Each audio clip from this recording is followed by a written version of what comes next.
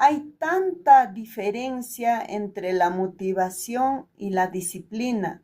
Cuando te sientas desanimado, la motivación puede menguar, mientras la disciplina sí o sí tienes que continuar o tienes que tener ya ese hábito, porque ya tienes esa disciplina o ese hábito en tu vida.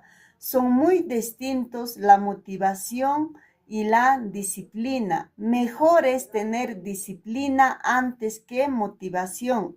Es como la actitud. Es mejor tener una actitud positiva frente a las circunstancias que una actitud negativa.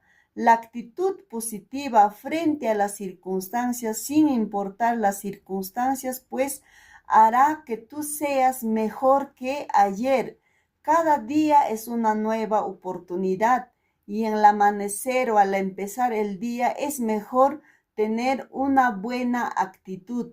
Aunque el día te haya ido mal o el mes, no lo sé, te haya ido mal, no sé en qué área de tu vida, pero ten esa buena actitud. Nuestra actitud muchas veces define nuestra vida o el propósito que tiene Dios para cada uno de nosotros.